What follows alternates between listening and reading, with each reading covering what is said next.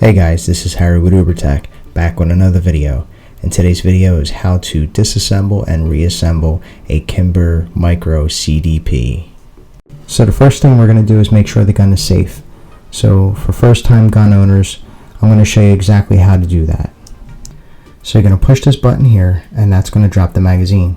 You can see there's no ammo, but that doesn't mean that the gun is safe yet. Next, you're going to push up on the slide lock while pulling the slide to the rear of the gun. Now that the slide is locked back, we can check to make sure that the gun is safe. We can look in the barrel and see that there's no ammo in there. Now that we know that the gun is safe, our first step is to unlock the slide by pulling back on the slide and pulling down on the slide lock, just like that. Now take the webbing between your pointer finger and your thumb and put it in the tang of the gun, just like this. Now put your fingers over the slide while pulling back to the rear of the gun, just like this.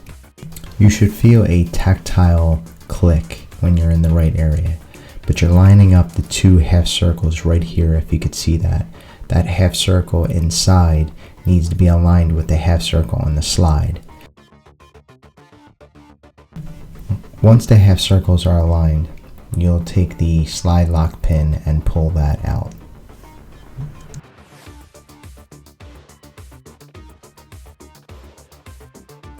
Now that the slide lock pin has been removed, gently release the tension on the slide and push it forward to remove it. Next, remove the recoil spring by grabbing it here and pulling it upward. Next, slide the barrel forward slightly and then pull upward to take it out. Now that we've successfully field stripped the gun, let's put it back together. So the first thing we're going to do is we're going to install the barrel. So this portion of the barrel is going to face upward, and then you're going to put the front of the barrel and slide it into the front of the slide, just like this. Once it's in there, you're going to drop it down and slide it all the way back. Now that the barrel has been installed, it's time to install the recoil spring. Just as a quick side note, if you take the spring off the guide rod, there's two portions of the spring, the smaller end and the larger end.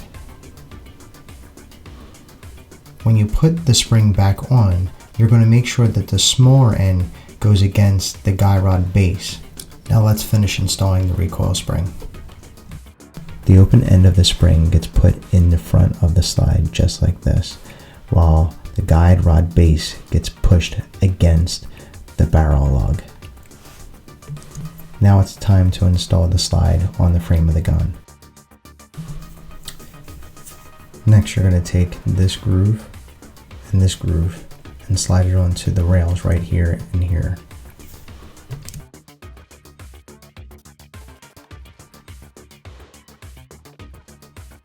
Once you get here, you're going to have to push down the ejector right here all the way down so you can slide the slide over the injector.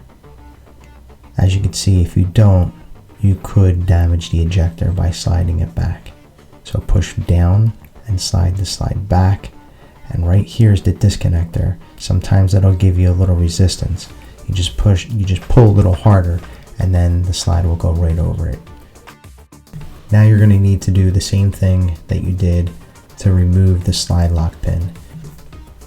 Put the webbing between your pointer finger and your thumb in the tang of the gun. Then take your fingers and pull the slide back until you feel that click. You're going to move the barrel until you see the barrel lug hole line up with the slide stop hole, just like this. Next, you're going to take the slide stop pin and insert it into the slide stop hole, and then you're going to push hard until you hear and feel a click. Now follow the slide forward and you're done. Now we're going to perform a function test to make sure the gun is fully operational. You're going to rack the slide a few times, point the gun in a safe direction, pull the trigger, and as long as everything operates correctly, you're finished. Now you can take your magazine and install it, and you're done. you have successfully disassembled and reassembled a Kimber Micro CDP. I hope you found this video helpful. If you did, give it a big thumbs up.